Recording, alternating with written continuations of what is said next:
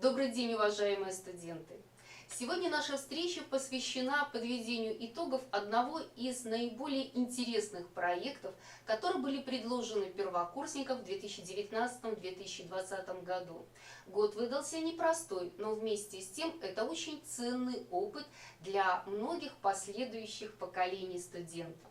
В 2020 году существенно повысилась значимость вопросов, связанных с социальной ответственностью. И именно про корпоративную социальную ответственность дальше и пойдет речь. Прежде всего я напомню, что КСО, корпоративная социальная ответственность, это концепция, в соответствии с которой организации добровольно принимают на себя определенные обязательства в отношении общества в экономической, в социальной и экологической сферах и действуют немного больше, чем это положено им по законодательству. Вообще ответственность – это категория из сферы этики и права.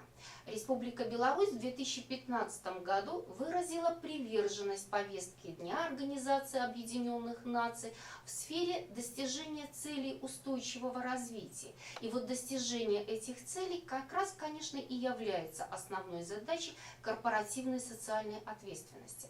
Однако в 2020 году в связи с неблагоприятной эпидемиологической ситуацией ближайшие задачи многих организаций оказались направленными на то, чтобы благополучно помочь обществу справиться с проблемой, потому что многие из физических лиц, из маленьких организаций оказались сейчас в очень сложной ситуации, может быть, на грани банкротства. Как справиться с данной ситуацией? Про это мы дальше с вами и проговорим. В соответствии с Конституцией Республика Беларусь является социальным государством. У нас на государственном уровне решаются многие вопросы, связанные с социальной защитой населения. В 2020 году ситуация показала, что только государственных усилий бывает недостаточно, если общество сталкивается с серьезными угрозами. Поэтому многие инициативные, активные люди начали задумываться, что именно они могут сделать для того, чтобы улучшилась ситуация, для того, чтобы помочь тем, кто на себе испытал все проблемы, связанные с распространением коронавирусной инфекции. Безусловно, больше могут сделать люди, объединенные в общество.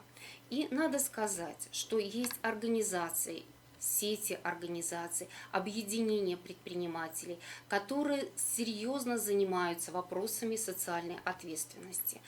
Логотипы отдельных из этих организаций вы сейчас можете увидеть на слайде. Есть конференции, посвященные вопросам достижения целей устойчивого развития, ответам на вызовы современности в области медицины, в области экономики, здравоохранения.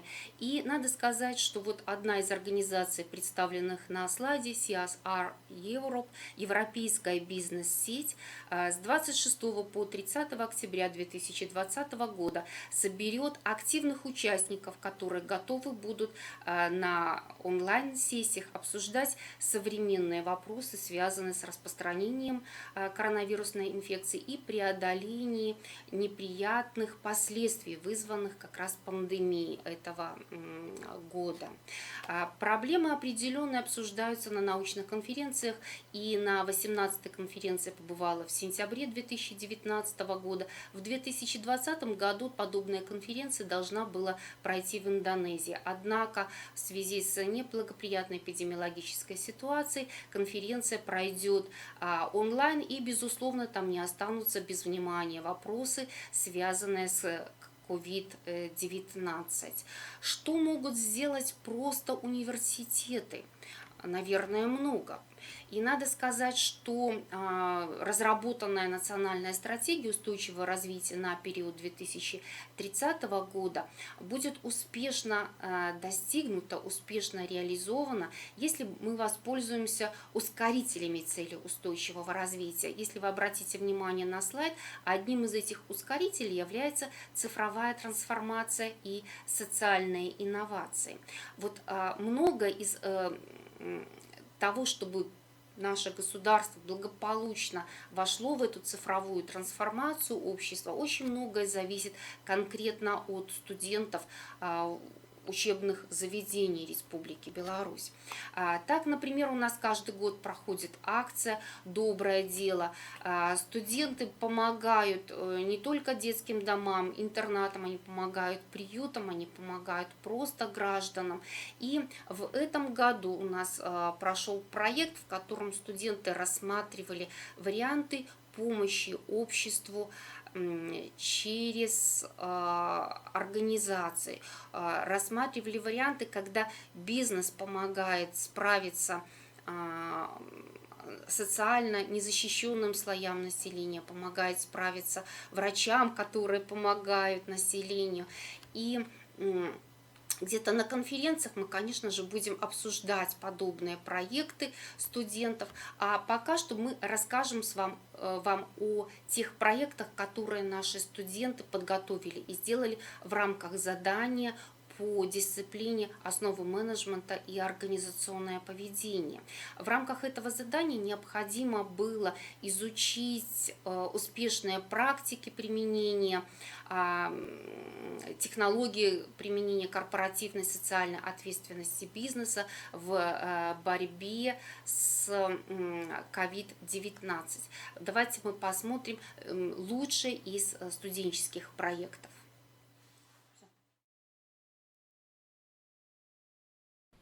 Здравствуйте. Социальная ответственность. Так ли важно это словосочетание на сегодняшний день для нас? Да, действительно, в мире сложена, крайне неблагоприятная ситуация. Однако нам всем нужна помощь.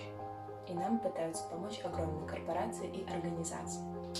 Именно поэтому сегодня мы поговорим про корпоративную социальную ответственность, которая представляет собой концепцию, в соответствии с которой организация учитывает интересы общества, возлагая на себя ответственность за влияние их деятельности на фирмы и прочие заинтересованные стороны общественной сферы. Над этим проектом работали Межевич Анна Олеговна и Мелешко Екатерина Александровна, студентки первого курса 911 группы. Далее мы хотели бы вам представить примеры тех организаций и корпораций, которые помогают.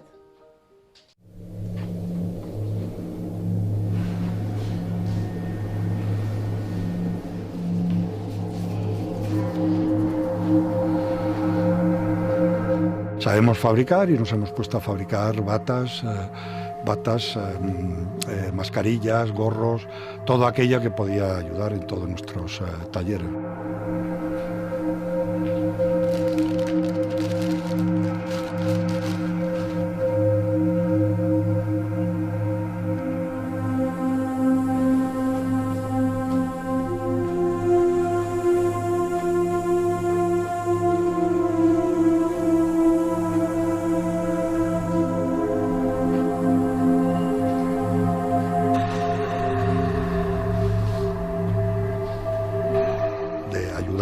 Que creo que es lo único que toca en este momento.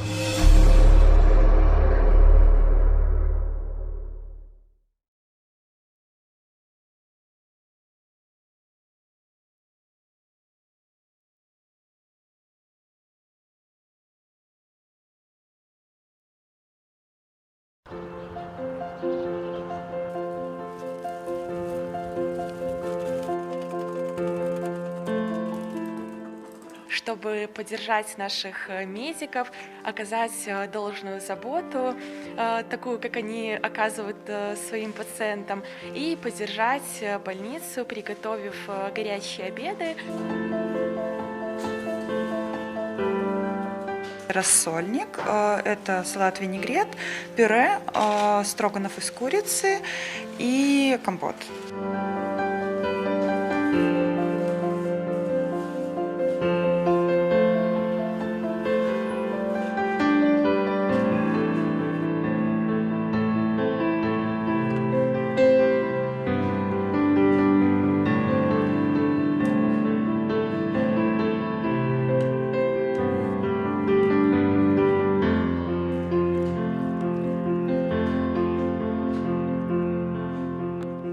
Это все делается на добровольных началах.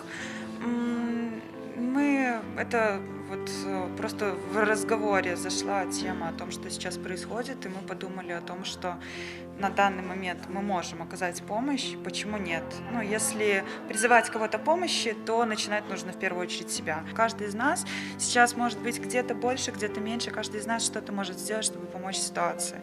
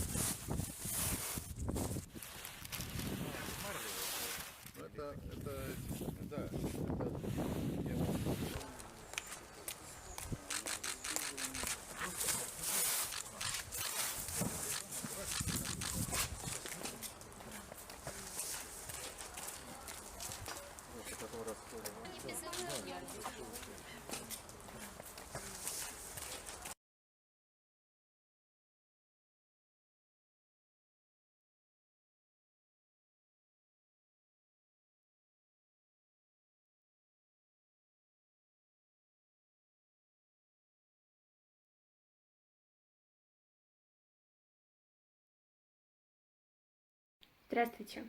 В этом видео мы хотели бы привести один из должных, на наш взгляд, примеров корпоративной социальной ответственности. Мы нашли его в статье в интернете. Существует пекарня «Дашины пирожки».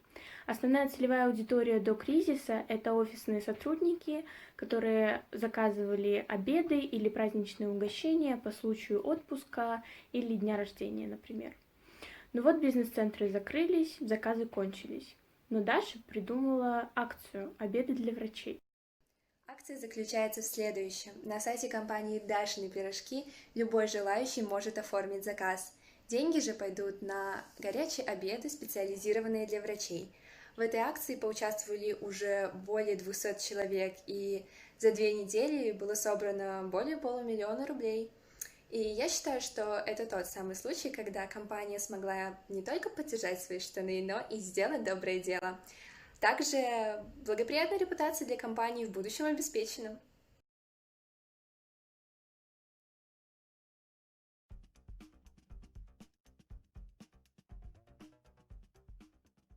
Рестораны быстрого питания «Макдоналдс» будут выдавать бесплатные обеды работникам скорой помощи в Россию. Об этом сообщается на сайте компании. Похожее заявление опубликовала сеть ресторанов быстрого питания «Бургер Кинг» в своем паблике во ВКонтакте. «Макдоналдс» пообещала всем сотрудникам, занятым в службе скорой медицинской помощи, с 1 апреля предоставить бесплатный обед из напитка объемом 0,2 литра и одного сэндвича в сети «МакАвто». Экипаж должен приехать на карете скорой помощи в МакАвто и получить пакет через окно выдачи. При этом каждая бригада может брать до 3 наборов в день, до 15 апреля включительно.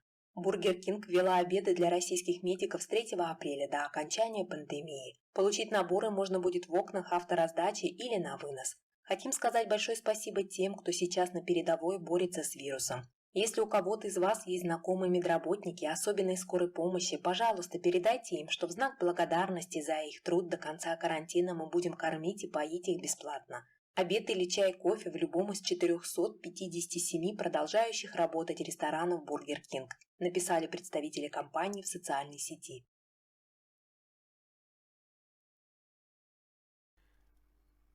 Okay, hi there, welcome to another video on the coronavirus crisis. So, to what extent has the coronavirus pandemic acted as a catalyst for increased corporate social responsibility? Well, in this video, we're going to be looking at lots of examples and criticisms also of some businesses for their actions as the public health and economic crisis has deepened. Some economists in the past have been sceptical a little bit about social corporate responsibility. Consider this famous quote from the monetarist economist Milton Friedman: "The one responsibility of business towards the society is maximisation of profits to shareholders within the legal framework and the ethical custom of the country." So what is corporate social responsibility? Let's start with a definition. The CSR is defined as the extent to which a business addresses the concerns and obligations to its wider stakeholders. Now let's note here that this wider definition of stakeholders is crucial to understanding CSR. The public health crisis has accentuated the need for businesses to see the much wider, broader social purpose of their activities. So I would include in that definition the actions that the business takes, what we see businesses do over and above the minimum required by law in addressing societal needs and wants.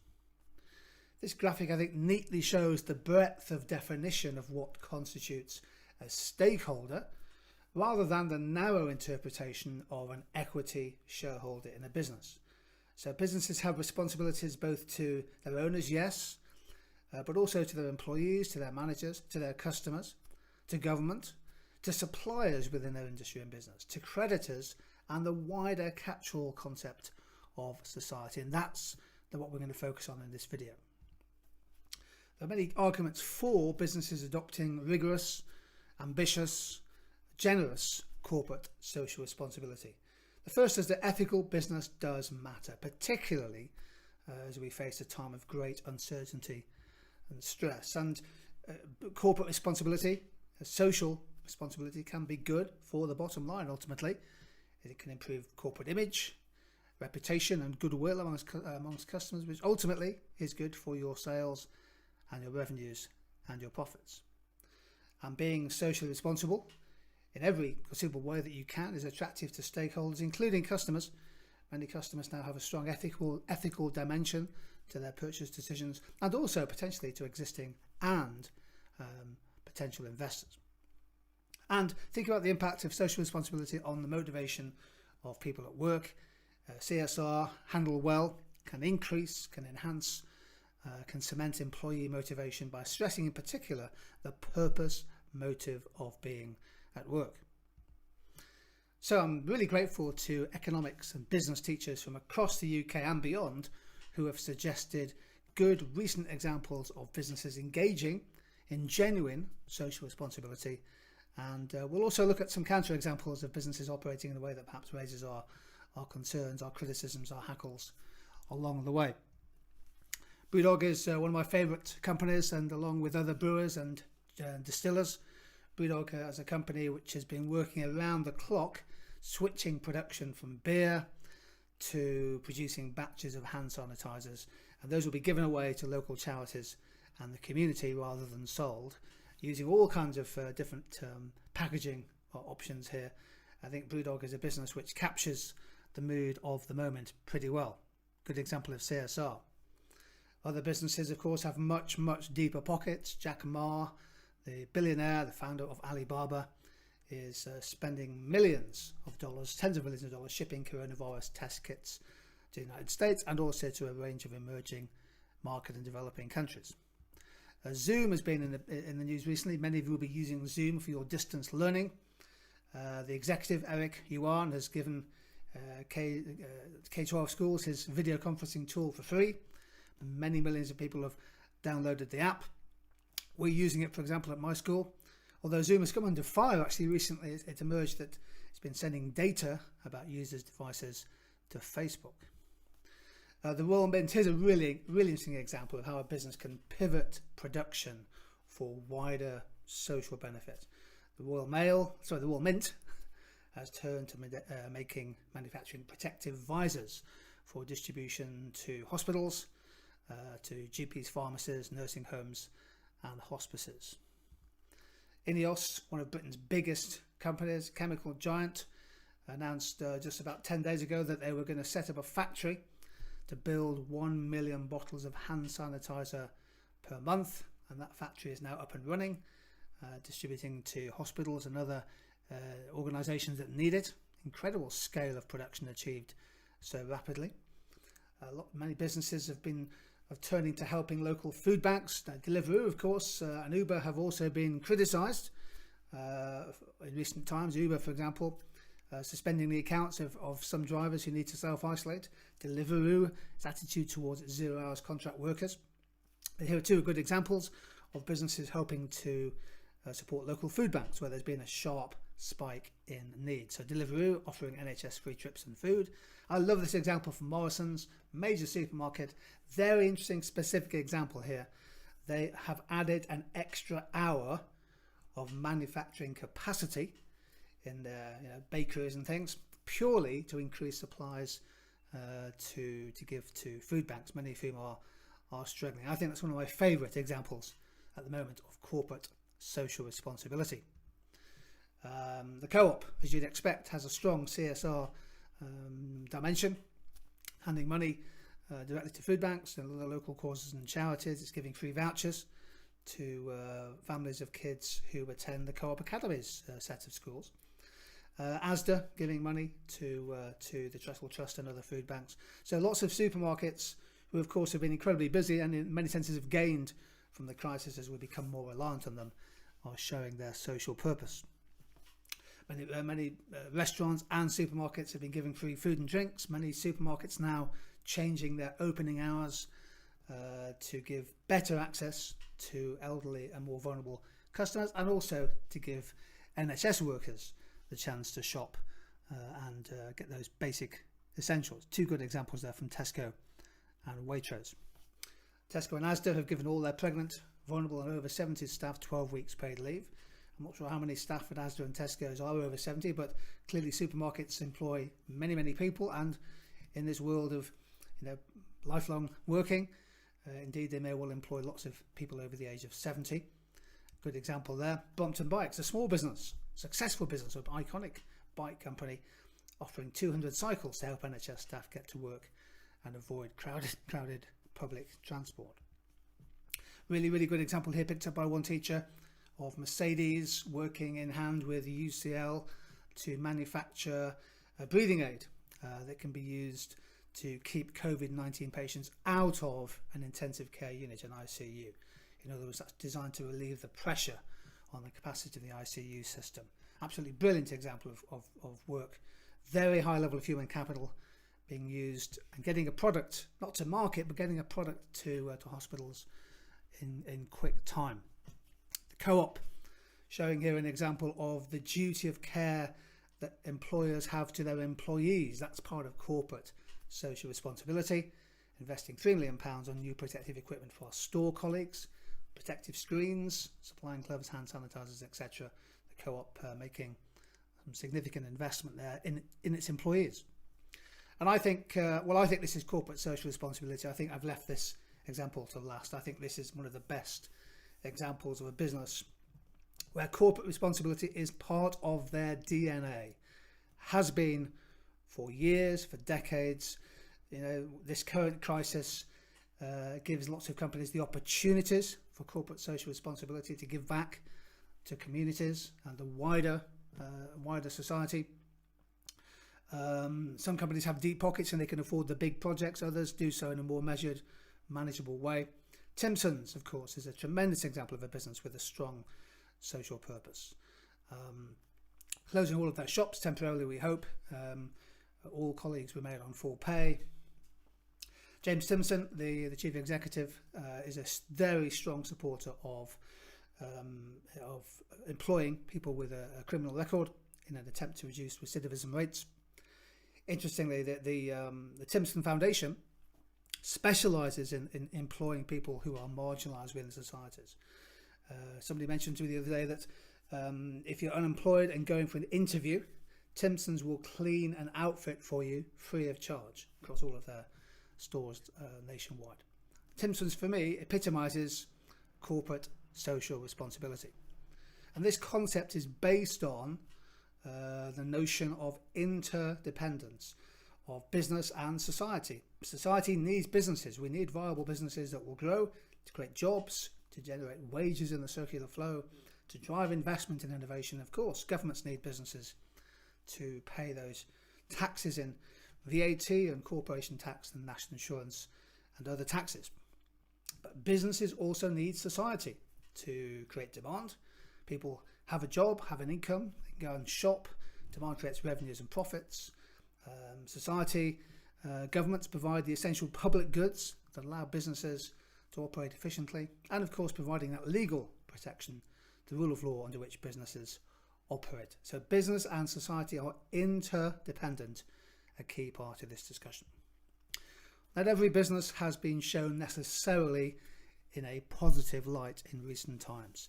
There have been quite a significant number of complaints of price gouging. Price gouging is a form of price discrimination where you simply jack up the price of a product because there's a spike in demand and a very strong need reflected in a very low elasticity of demand. Amazon blog reported last week that they've already removed well over 500,000 of offers from stores due to price gouging, so suspending accounts. Amazon have strengthened their fair pricing policies. eBay has also been in the news recently for people price gouging on their auction site. Sports Direct has come under some criticism.